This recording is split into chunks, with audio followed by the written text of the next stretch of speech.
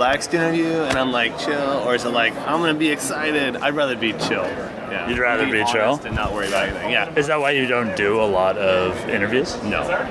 Why do you think that is? No. I think I get in my own head. Yeah. God, are we starting? Yeah, we've already started. You gotta get the natural opens, right? Yeah, it's like I don't know. I haven't. I got burned out just with doing like I think press stuff before, and I think burnout is a major factor in me not wanting to bother with anything.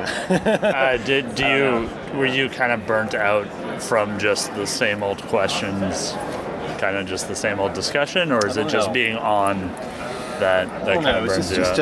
I think it was just burnout entirely. I was working hard on a couple projects and pushed them hard and got them out, and then by the time I was done, I guess like 3 years ago, I was just tired. Yeah, and so it takes time to recover from something like that, I think. And so, but I don't think it's healthy to like be in a closet and close the door, and when there's a lot of stuff that happens, and when you just see it just from your own, I don't know, like I mean, I even like get kind of bored or burnt out at networking events where it's just like a lot of the same discussion and a lot of the same talk just over and over again, and not a lot of people actually caring about what people are saying. They're just like going through the rigmarole of like going to GDC and kind of introducing yourself and saying what do you work on if I don't know what they work on. And sometimes it's great, like sometimes those connections are super cool, but it can get burnt out of like I've kind of gotten less like wanting to just like I was like on escalators going like, oh, how's your GDC? Like just try to talk to as many people as possible. I kind of slowed down on that a bit. Yeah. I think the ones that it's like people that I've had conversations with in the past and I know more. It's a lot easier because I actually genuinely I want to hear how you've been. I want to hear what you've been up to. I want to hear like what's been going on. It's like feels like in some ways like catching up with old friends, and that I feel is really easy to do. Do you normally find yourself like inspired after GDC? Or is it something that kind of drains you that you kind of recover from? Oh yeah, most definitely. Besides for getting sick, if that happens. Oh yeah, I'm usually very inspired. Or always. I mean, I guess always, all 5 times. so fifth GDC, fifth. Six, must be number 6. Oh, okay, and is that like what every year for 6 years or every year? Yeah. What was the kind of thing that got you to go the first year? Oh, just entering the game industry. I was trying to get more connected. I didn't know anybody or anything, and so first GDC was, oh man, that was so weird. The first GDC, I had just started making games, and I didn't know anybody in the industry, and I met a few people, and it was very hard actually coming to the first GDC because I didn't know anybody. It was just sort of like coming to a thing, and you saw some talks. I went to some parties, and it was it didn't feel very connected. I think 6 months later, I showed at IndieCade. They had a game that got into there, and that was more a gateway to actually meeting a lot of people because I was sharing my game Bloop, and everyone there was also showing their games, and so I got to know the people who were sharing in the Firehouse, and we became good friends and saw each other at future events, and it kind of I guess grew from there. It was sort of like a gateway to like getting to know a lot of other indie developers and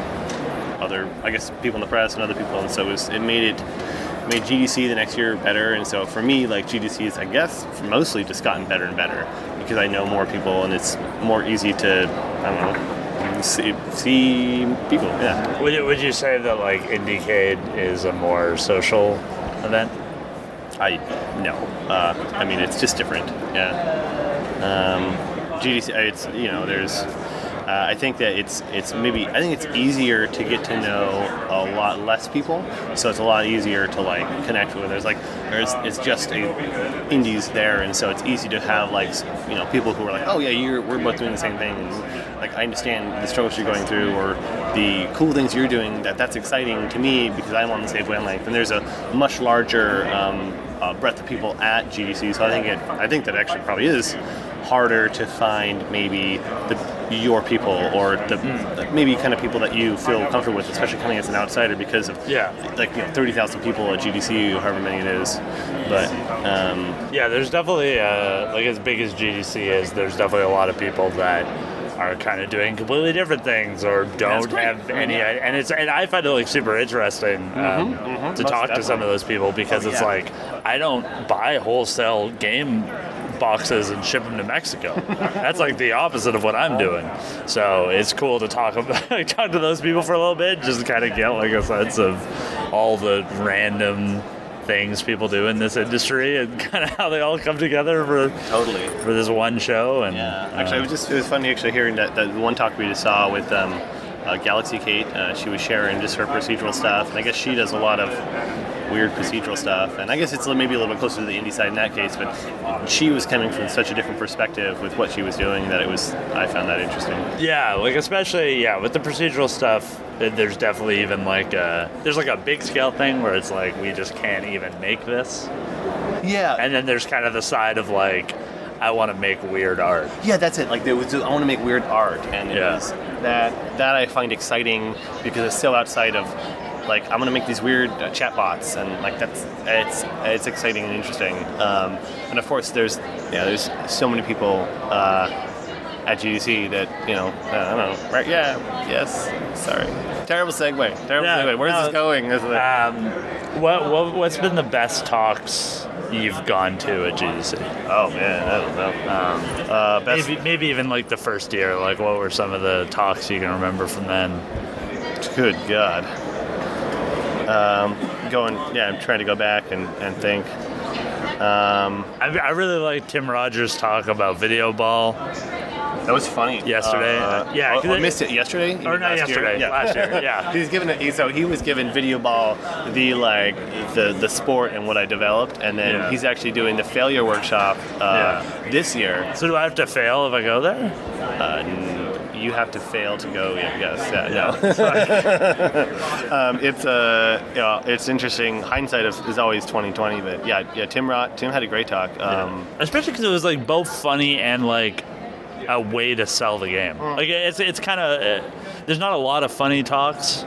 It seems for how funny like indie development is, because it's like I get why you don't want to go down that route. Like you don't want to turn it into like just for laughs of GDC, and it's just like nothing but humor talks. So Davey Reedon had a really good talk a few years ago. I'd say about 4 or 5. He was doing one, I think, about all like the 17 lessons that he learned at GDC, and all the lessons contradicted each other, and it was a funny talk because it's like these are the 10 most important things that one learns, and the talk was really about how like you'll hear so many different things at different talks that over time like it's almost like they kind of bleed together and they do contradict together, and so like what are you actually getting out of GDC? And it did end in a very weird kind of empty questioning note. But it was a hilarious talk, like going through there. I'm trying to think of other funny talks. I thought Rami's bit was funny. Yeah, he's because that talk was about bad advice that you've given in the past. Going kind of retreading old ground, and that was actually that whole talk was interesting because they were basically like all 4 speakers were kind of saying the same thing, which was like I made these kind of suggestions in the past, and people have misconstrued them, and it's hard to provide advice. I mean, you learn as a person after you provided advice, and maybe it applies to some people because of context. What worked for me may not work for you, and so it's. I didn't know that I actually agreed with the talk at all. It's kind of bleak. In this kind of like area, it's like it was sort of like take every advice that you get, like you do want to question, and so I was on board with that. But like I don't know that it's pulling up. It was pulling up a lot of like. What is it, like closets with skeletons, like they're opening stuff up, and like, it's like I don't know, it seemed I wasn't I don't know, I guess it felt like they were exercising their demons on stage, and that's what was happening. Yeah, it was a very Yeah, it's just also because like that type of format, kind of like an essay, is it's like you're trying to speak definitively, right? So it's like theoretically, if somebody was actually like your friend's actually going to give you advice, they're probably not going to give you like a sentence of clearly what you need to do. They're probably going to talk it through with you. They probably have a good idea of what you're dealing with, and the advice would come there. But when you're doing a talk or you're writing an article, you're going to be like, no, this is the way of the future. This is the way things are going to be. This is my advice. Like so it's kind of like with especially the panel of people they had. It kind of spoke to like they kind of do this all the time. Like they're constantly giving advice, writing articles, doing talks, speaking in a very like not authoritative way, but a very like you're trying to convince people with what you're saying. So it was interesting to see that kind of flipped. And the hindsight stuff is good. It was like they were in a different place than they were before, and so it had some value for sure. But would you want to see more funny talks? What is more funny talks? Is there do you want a comedy track at GDC? I don't think so at all. But you're right. Like I think that comedy is it's a great way to bring the audience on board. It's like it's a tool, to sell an idea. And of course, like we're not trying to run a comedy show here. It's it's like what is the value of like talks at GDC is almost like what the question is, like why are people giving it? And like there's people who haven't given talks before and they're nervous and they're going to have to work on public presentation and maybe it's going to be a little bit rough, but we're bringing in new blood and having new people do that. And so, like, maybe they're not going to be the best presenter, they're not going to get the best laughs because they well executed this. They have this whole thing they're doing.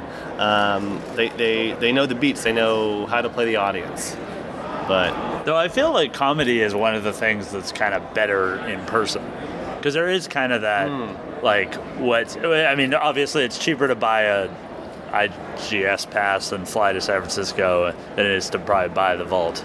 Oh, so there's kind of like depends where you come from. Yeah, depends where you come from. So there's kind of there's a value in that. But if you're in the situation where like you are speaking, you do have an all access pass, you're almost better served to just watch it because you can pause it and you can like take notes and you can rewind But I feel like comedy is one of the things where like that might be funnier in person. Exactly. It plays better in the room. It's contagious.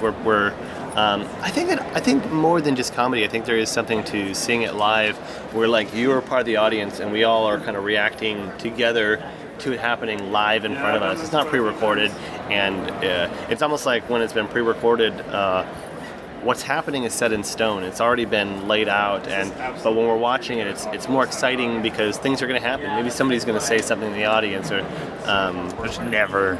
It's alive. Rarely happens. It's alive. True. But it just has more. Like here's one is like things are going to go wrong on stage, and we are more empathizing with the person while it's happening. It's like, oh no, it's like you're pulling for them. It's like you got this. I know your video for Thumper keeps playing this trailer you don't want to play, but like we'll fix. I thought that was intentional. Oh, I thought it was I just like, don't forget what this game looks and sounds like now. We're going to play this Thumper. After every clip, you're going to get that Start Thumper video. Okay, from this year, the Owlboy talk was rad.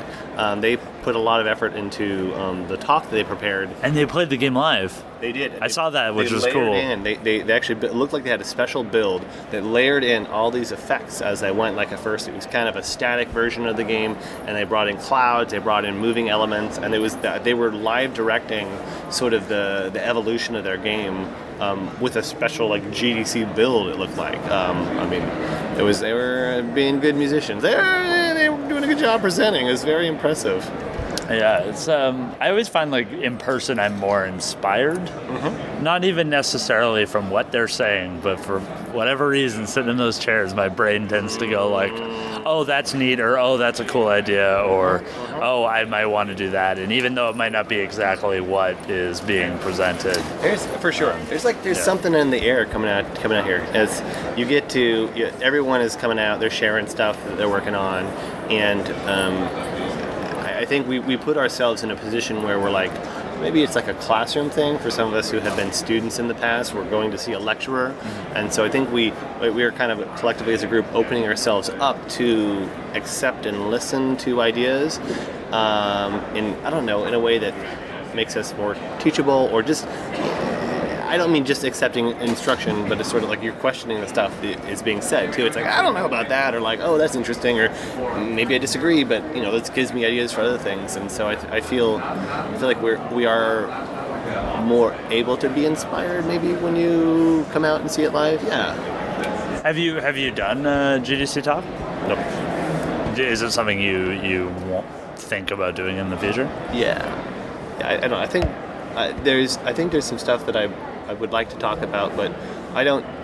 This is probably just because I'm full of myself. I didn't want to present stuff that other people have presented. It felt like, oh well, other people have already said that several times, and I don't think that necessarily is true now, because you can say a thing that you think is true and maybe other people have said it, but you're going to say it differently, and you're providing a different level of context. And there's always new people coming in. There's always new people who haven't heard that before. So you're providing different color to that, or maybe you're adding to the chorus for maybe an idea that is, this is how we think is a good way to make a game, or this is the good marketing decision, or here's a thing that's really bad that I know is wrong. But I've got a thing that I'm working on that I think it is a little more unique, and it's just taking me time to get all the pieces in place. It's something that I believe in, and I have at least one talk that I want to do. But yeah, I'll have to save that for next year. Yeah, I mean, for me, when I was part of the Tech Toolbox, it was kind of like, that's the year. Like, there is a year. It's like, that was the time to talk about Darkest Dungeon. This year wouldn't necessarily. I mean, we still have our community manager doing a talk. Oh, yeah, but last year was kind of the year, I feel like, with the IGF nominations, with the like release and stuff like that it's kind of like, now's the time I should apply now, because who knows if that opportunity is there's kind of that promotion thing as well, and it just sort of, I don't know, it's like I feel like the talks are almost like more relevant too, because like, here's my game where we know it's a good game and people want to see behind the curtain. It's like, open up the kimono and like share with us like what, how did you make this great thing?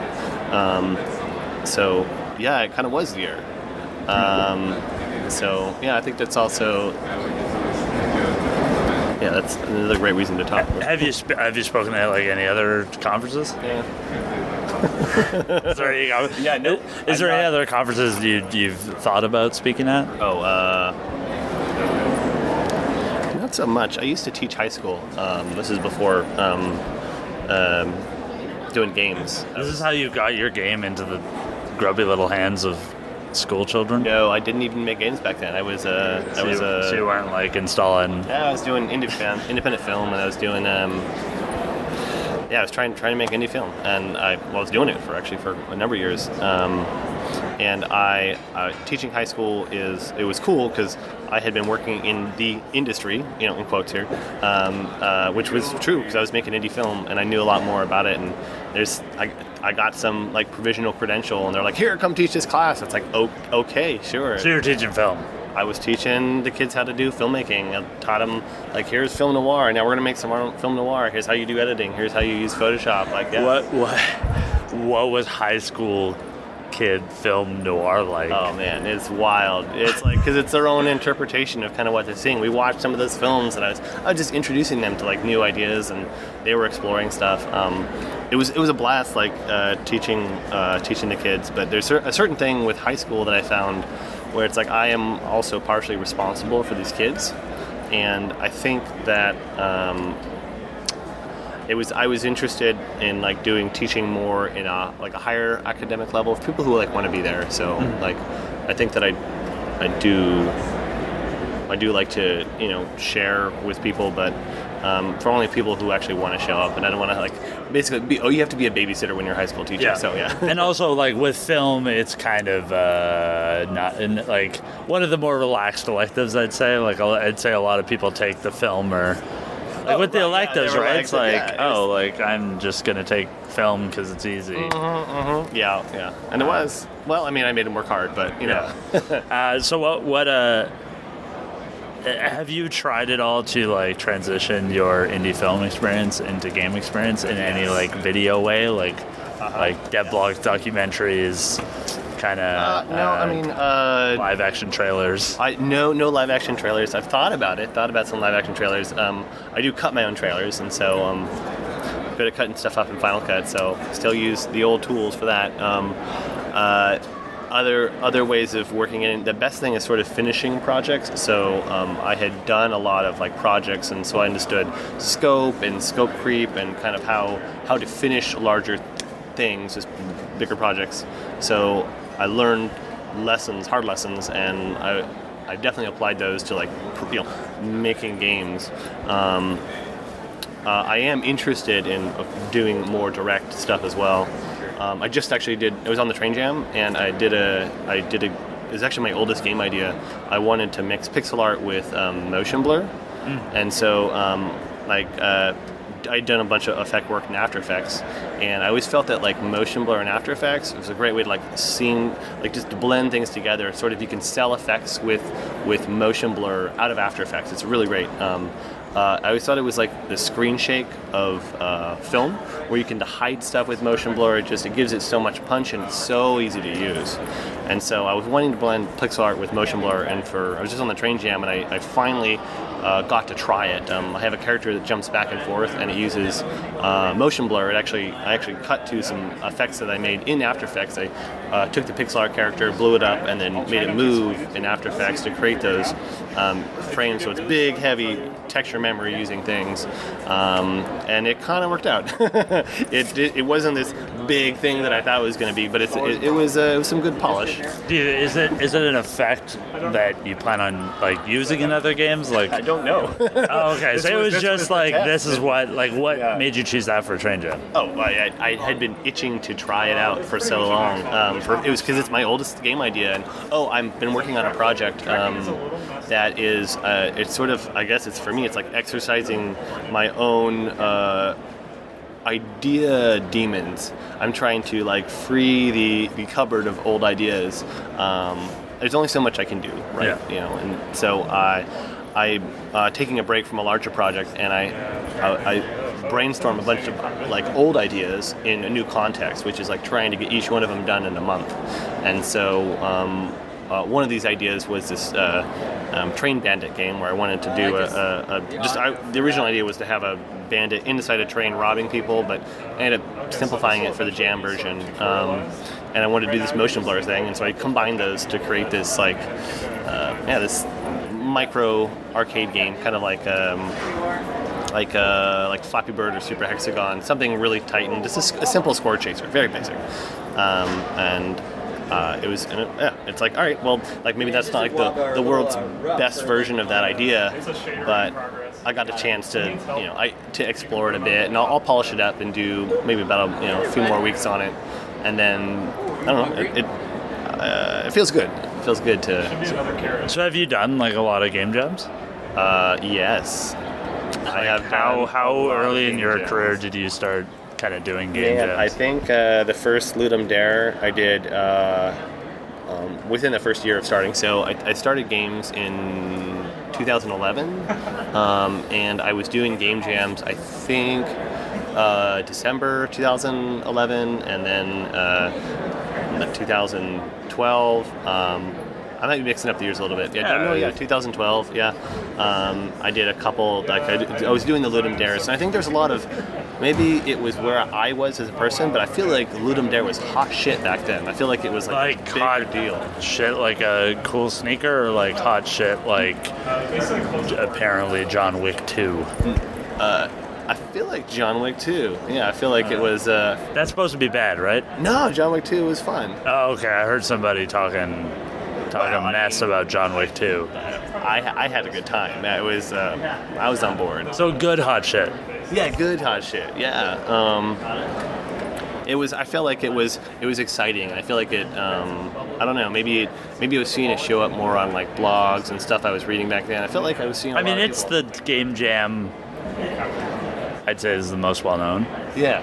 I mean, Global Game Jam has a bit of a different, like, back in the northern. I don't even mean to really compare them, but I felt like it's kind of against. I feel like it had so much momentum back then. I think it is even bigger now than it was back then, but I don't know why. Maybe it was just seeing more. I just saw it a lot more, and I was excited about it and doing it, and so jumped into jams and was bad at it at first, and then like anything, you just get better at doing it.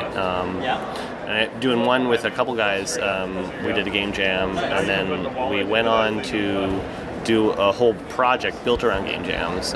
We did this thing called Retro Game Crunch, where we tried to take, which was a Kickstarter thing that happened, where the backers of the Kickstarter would, kind of like Ludum Dare, they would submit ideas, and then we would do a 3-day jam version on it. They'd play the jam version, and then we would spend a month after that doing a polished version. So sort of like that. How many backers did you have? I don't know, 1,500 or so. So you did 4,500 days of game jam? No, sorry, God, no, we were only doing 6 games, yeah. Oh, okay. We were not every one of them. It was sort of like they would all submit ideas, and then they would all vote on the ideas, kind of like Ludum Dare. So it's like they would submit a bunch of ideas. We'd curate about 20 or 30 that we thought were cool. They'd vote on them. We'd see what the idea was, and then boom, we'd do 72 hours like Ludum Dare. Oh God! Speaking of burnout, that was it's because of that project. I mean, you did call it Retro Game Crunch. Yeah. I mean, if you were making a granola, I'd be like, okay, maybe it won't be that bad, but that definitely sounded like a lot of work.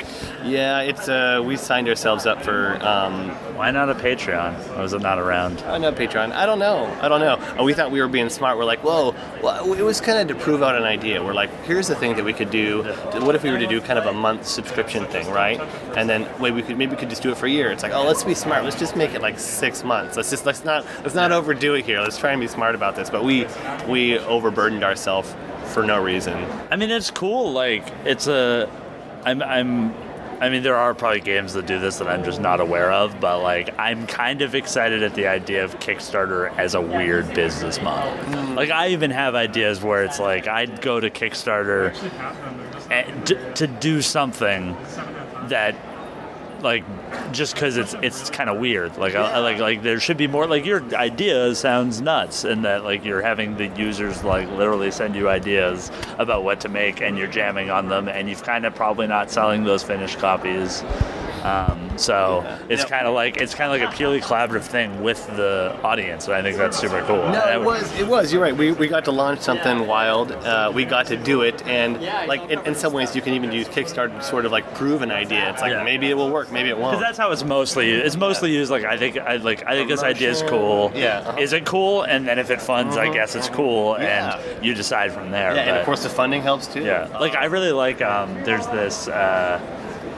Oh man, the name of it's changed. It used to be called Thanks for Coming In. It's a board game in which you pitch.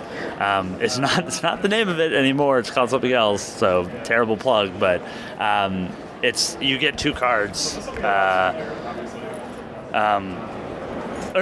like cards that get too many. One card comes down and it's like the Uber of, let's say, and then you have cards that are like unicorns, crocs, and stuff like that, and then it's like this comedic pitch where you're pitching the startup idea. But they're a Kickstarter. That's awesome. You hit 3 tiers. First tier, $25, you get the game. Makes sense. Second tier, $5,000. We'll put your company in the game. Oh, wow. So it's like, okay, I'm whatever. I'm right there. Like, money bags over here, and I want my silly shoe company or something to be in this game. Okay. And then the next tier was $10,000, and they'd remove your name or company from the game, because their company's full of startups, so it's all Tinders and Ubers and Airbnbs, and maybe Airbnb doesn't want their startup in a game with like ISIS cards and all that, because it's pretty vulgar and like edgy, for lack of a better term, and I just thought that was like a really interesting Hilarious. way. Yeah, it's a good gimmick. Yeah. And limit on how many companies can come in, but no limit on how many companies can be removed. I don't know if they did sell any $10,000 ones. I was kind of hoping somebody would have thrown dumb startup money. We need to hide this. This never happened. We need to get Tinder out of this. So I think it's great to start ideas. I don't know. There's sort of a thing where like, I don't know. I think there's a danger in overcommitting. Obviously, it's old Kickstarter news, but anybody can say they can do a thing, and then keeping your commitments is hard, and it can take a toll. You know, we were trying to keep our promises, and we roughly did it. We made the project. And later on we released it on Steam as a thing, but like we were just so very weighted after the year. It was almost like one of my partners, Sean, just felt like he just like lost the entire year, like just from burnout and stuff. And so it's like it has like, I don't know, like there's the promise of like raising funds and doing stuff. It's like you get to try an idea, you get to see it, maybe it gets to come alive, but it I don't know, it's like don't destroy yourself. Like you need to be smart about what you're promising and take care of yourself as well. And it's also a risk. Like you're putting your credibility on the line. I don't think there's a lot of people that leave Kickstarter unscathed. Well, no, like they do a Kickstarter and they don't end up finishing it and then come back for another one. There are people that have done that, and it's normally a story of like, and there's people that are angry because they haven't got their previous thing. So yeah, it's like it is a risk. It's just and that was actually a lot of the pressure for us on the project was we felt that like it takes time to build rapport, but like if you like once you break your words, like that's it, man. And like so we felt like if we had canned the thing, and we had like stopped halfway through and we hadn't gone through with our commitments or something, then we would be letting everybody down and stuff. And so I don't know. Yeah, I think a delayed Kickstarter is awesome. Like delay the thing, whatever it takes. Like just don't. Like there's plenty of ways to make this happen. It's so much better than I don't know, like the alternative. Yeah, like you're beholden to the people that are probably most passionate about your project instead of somebody who's only worried about money. Yeah. So I mean, actually, so just going to Owlboy, like I mean, that took a long time. They were trying to not let a lot of people down too with their. Yeah. No, it wasn't Kickstarted, but it was a long running game, and it's they felt a lot of pressure to do that. And I guess they ended up pouring it into the game. I mean, it was hard on them. It sounded like, but it certainly did work out in the end. So, do you plan on going back to Kickstarter? Oh God! Or like, are you? Yes, actually, I'm launching my Kickstarter campaign right now. It's called How to. I don't know. No, I don't actually. I can't even. Kickstart that joke. No Kickstarter right now. Ever? I don't know. Don't ever say never. Yeah. Yeah. I mean, some people are like, I've done it once and I've had that experience. Yeah, take it a step at a time. So, probably should introduce yourself at this point. Oh, what is this? I have been recording the whole time, but I have you just subscribed to the podcast, so you're not familiar with. Why don't you actually do an intro to the podcast? Like, what is? Well, because it's season 2. It's different. Yeah, Season one, I'd walk up to you. You'd have no idea who I am. I'd go like, "What's your name? What's your game?" Oh, Rusty, Moyher. My game is. I don't know. I don't have. That's how it normally would go. Yeah. But we're doing things different. And also the other inside joke for inside folks is normally they don't know the name of the podcast. Most people, if I walk up to them and I'm like, "Hey, do you want to be on my podcast?" Or they even see my microphone and they want it, and they're like, "Oh, can you interview me?" And I'm like, "Sure." And I don't tell them the name. So the question bus is it's not like there's a podcast called like The Guys We Fucked. Like it doesn't have a name that's like instantly funny. Right. But it's definitely like a bit weird to go like, "Thanks for being on the question bus," and I get a good natural. I mean, not everybody's a showman or show person, but sometimes it hits. Sometimes it's like it's funny. Sometimes it's unexpected, catches them off guard. So it's a good. That's normally how season 1 goes. Interesting. But I was actually like kind of just curious because a lot of your games are available for purchase, right? And I was kind of wondering if you could like chronologically kind of go through all those games you've made and released since 2011. So a catalog, like, and all right. And you're an ex-film person, like an IMDb of you sure, will. Yeah, that's interesting. Is there an IMDb for games? Okay, so if you're like for lack of a better term, like an old fogey, assuming that's a socially acceptable term to use, there's a thing called Game DB. No. ADDB? No. No, it's like called like Gamebox. No, Gamebook. ModDB? No. ModDB, No, that's a mod site. No. Maybe it is There's- GameDB. there's I a- think it's There's some like if you're like over 39 and have been working in the industry, you're like, oh, Moby Games. Oh, They're like, Moby I have a Moby Games page. Yes. I don't have a Moby Games page. We got That's Wikipedia for right. that. Oh man, Giant that site is like there's some good content on that site, but it's like aged. It's well beyond its prime. Yeah, It's and- like But you can put games on IMDb, and like Giant Bomb has a completely editable person wiki, so like I kind of keep my stuff up to date there. Like if you want to look at like every game I've worked on, like you can go through that. that's awesome. Um, I kind of like that. It's sort of like it's like a Wikipedia for games. Yeah. Because like why not? Like what it seems like, 'cause, yeah, for film obviously that exists, and I feel like I don't know beyond it's like. Yeah, I guess like it's But there are games on IMDb because there's kind of a crossover of like actors and directors and like I'm Mr. Del Toro. I need to get my game credits on my IMDb page and stuff like that. So I was wondering like since 2011 like what because Yeah, so I released. I know you as the I think you've introduced yourself as like I make weird multiplayer games. Yeah. So yeah. I kind of wanted to list those. Okay, sure, Kind of get like a quick breakdown of what those are to kind of end this.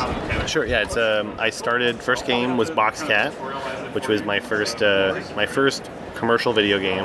2011. It was about 5 months. It's a retro arcade smasher. You're a cat that is trying to cross the road, but instead of avoiding traffic, you're trying to hit as many cars as possible. It's basically like an 8-bit Burnout, but you're a cat. Okay. Was it always a cat? Yeah, it was a cat. Cat was there from day Yeah, one. I drew the cat, and then I was crossing the road, and I was like, well, I don't want to do Frogger. I'll do Reverse Frogger. I'll make it smash. And that was where the seed of the idea came from. And so that was the first game. And then had a bunch of things that didn't quite Come yeah, out. prototypes and stuff and things. Still in development. Nah, sort of. I prototyped a game called Train Bandit, which didn't go anywhere, and ended up coming back later on for this most recent jam. I released, I think my next commercial game at that point was Bloop. I'd been working on another game along the way, and it didn't get there, but I did this iPad game where up to 4 players have colored squares pressing on an iPad, and they just tap the color squares to get points and to get smaller. It kind of looks like Simon Says in a way with a bunch of colored squares, but it plays more like Hungry Hippo, like mixed with Twister. Okay. It's very violent and fast. Yeah, like Twister. Yeah, you could think of sort You're of. playing Twister right. It's a violent and fast Yeah, game. it's kind of like Fingal in that like we're touching each other, but Fingal is more sensual, and this is more like an orgy, where like we're just making love with our hands to everyone, and it's kind of getting angry and weird, and yeah, it's fun. I think it is fun, right? Let's see. After that, it's like I had been working along the way on this 4-player asteroids game, Astroduel, which is like a 4-player versus, and that was kind of going along all during that time. At some point I game jammed, and we made this project that did well on Ludum Dare, and we started, me and the 3 guys, Sean and Matt, we made Retro Game Crunch. And so we kickstarted that, which ended up being basically doing 6 games in 6 months, and it took us a year, and ended up launching that on Steam in 2014. So 2014, it's like a 7-game like NES kind of collection. That was cool. It's hard to talk about all of those games because there's 7 of them, but they're all collection, crowd influence. Yeah, it's. We were talking about that earlier, so. Yeah, it's sort of I don't know what's in there. There's a Metroidvania-like game. There's a lot of platformers for sure. Shoot 'em up, spanning a lot of different genres and stuff. But cool. And then I released Astroduel soon afterwards, in kind of the summer of 2014, and that was interesting because I had been working on the project for a while, and I had grown a lot as a designer, especially after building all the games with Sean and Matt on Retro Game Crunch. So I knew so much more that I was able to identify a lot of the problems with Astroduel, and then like I I just was able to make a much better game out of it within a few months after finishing Russian Game Crunch.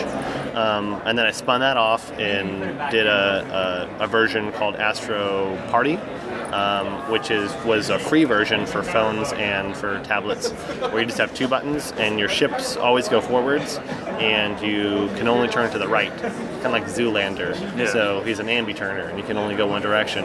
This was a better version of the game because the original Astro Duel used iPhones as wireless controllers, and the new version you just had to just put down an iPad and you can have 4 people play.